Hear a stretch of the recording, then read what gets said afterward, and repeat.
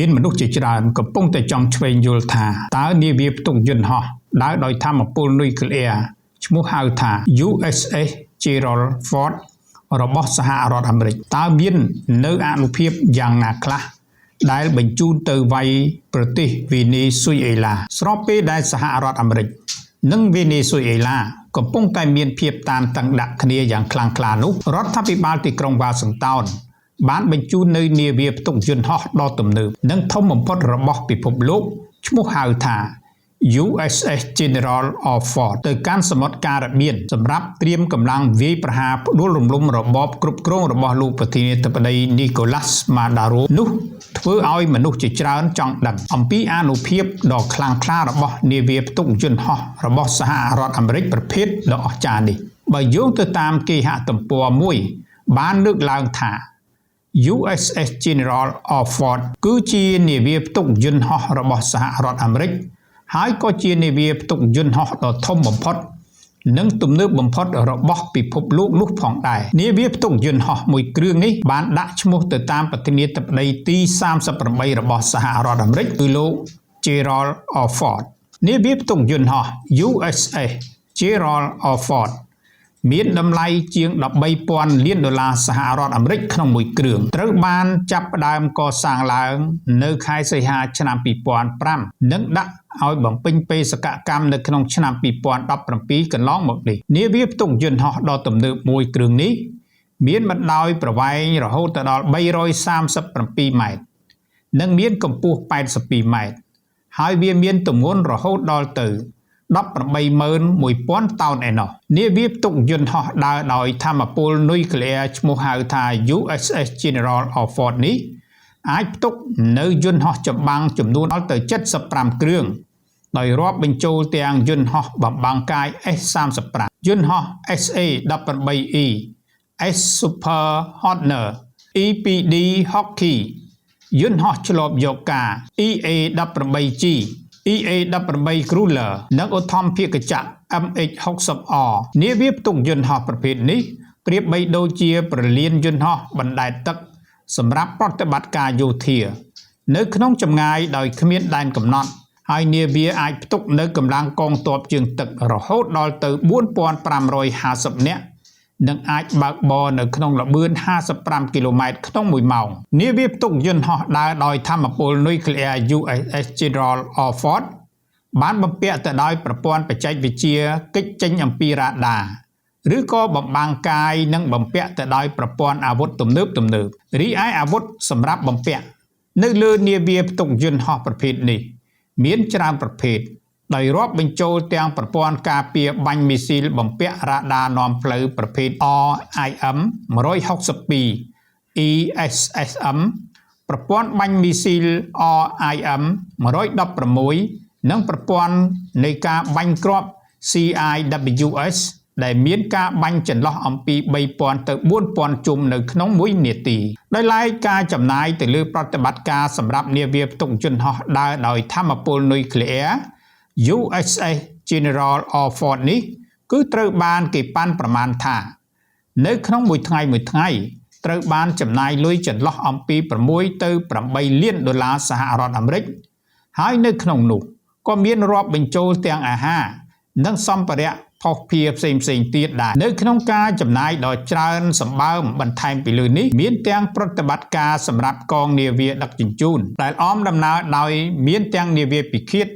នាវាចម្បាំងនាវាមុជទឹកនិងនាវាផ្គត់ផ្គង់បន្ថែមទៅទៀតរីឯប្រាក់ខែសម្រាប់ទាហានម្នាក់នៅលើនាវាផ្ទុកយន្តហោះប្រភេទនេះមានចន្លោះពី 4,000 ទៅ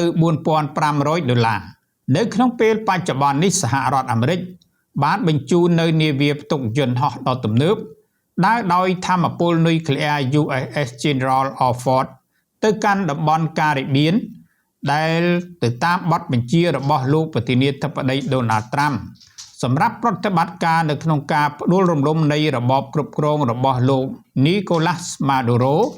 នៅឯប្រទេសវេណេស៊ុយអេឡាបើតាមសេចក្តីរាយការណ៍ជាច្រើនបានឲ្យដឹងថានាវាផ្ទុកយន្តហោះដើរដោយថាមពលនុយក្លេអ៊ែរ USS General Ford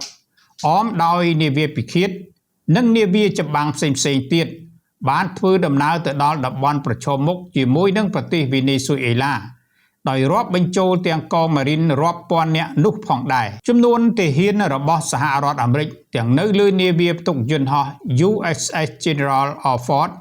និងកងទ័ពផ្សេងៗទៀតដែលមានចំនួនប្រហែលជាង 10,000 នាក់ត្រូវបានដាក់ពង្រាយរួចរាល់ទៅហើយនៅតំបន់ការ៉េបៀនដោយរងចាំតែបទបញ្ជារបស់លោកប្រធានាធិបតី Donald Trump សម្រាប់ប្រតិបត្តិការនោះតែប៉ុណ្ណោះដោយឡែកប្រទេសវេណេស៊ុយអេឡាវិញក៏បានដាក់ពង្រាយនៅកងកម្លាំងរបស់ខ្លួននៅទូទាំងប្រទេសដោយមានកងជីវពលប៉ូលីសទាហាននិងជនស៊ីវិលផងដែររបបគ្រប់គ្រងរបស់លោកប្រធានាធិបតីនីកូឡាស់ម៉ាដូរ៉ូបានរៀបចំនៅសេណារីយ៉ូទ័ពព្រៃសម្រាប់ទប់ទល់ទៅនឹងការវាយប្រហាររបស់សហរដ្ឋអាមេរិកគណៈដែលនាវាផ្ទុកយន្តហោះដើរដោយថាមពលនុយក្លេអ៊ែរ USS General Alford បានចូលជិតប្រទេសវេណេស៊ុយអេឡាក្រោយពេលដែលលោកប្រធានាធិបតី Donald Trump បានចោទប្រកាន់លោក Maduro ថាជាមេខ្លោងនៃអក្រិតជននាំគ្រឿងញៀនទៅកាន់សហរដ្ឋអាមេរិកនោះប្រិមិត្តនេះគឺជា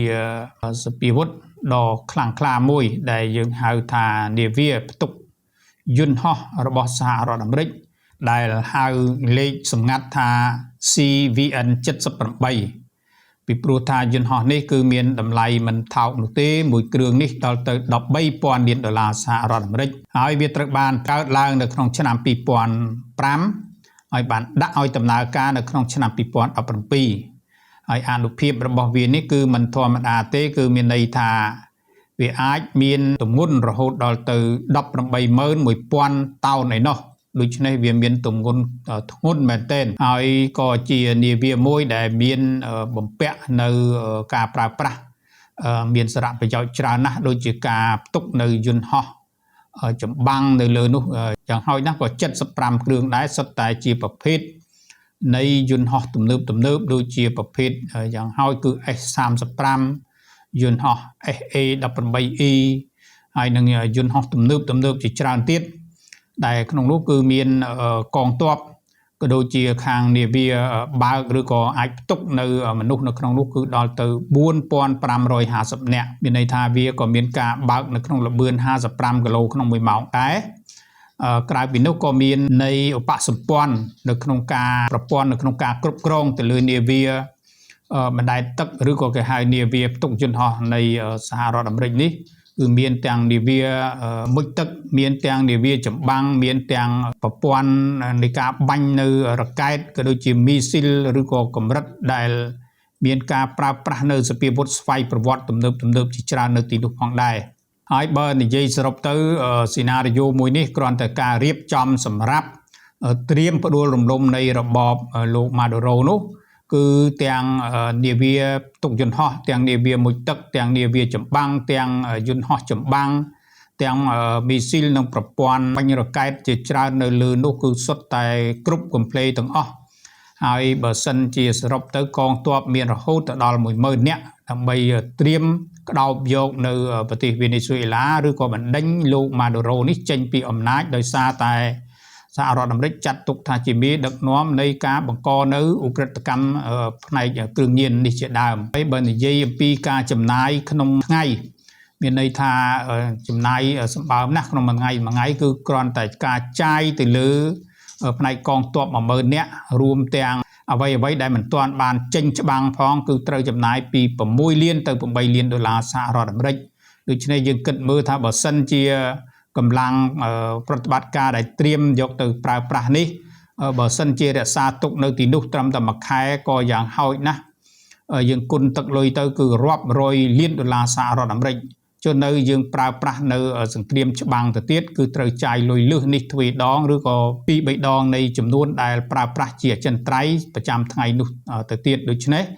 ការដែលសហរដ្ឋអាមេរិកចេញធ្វើសង្គ្រាមម្ដងមិនមែនអស់តិចពាន់លានដុល្លារសហរដ្ឋអាមេរិកទេដូច្នេះហើយ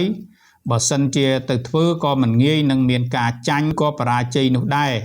ដូច្នេះហើយគ្រាន់តែប្រាក់ខែរបស់បុគ្គលិកសម្រាប់ប្រតិបត្តិការនោះគឺម្នាក់យ៉ាងហោចណាស់ក៏ពី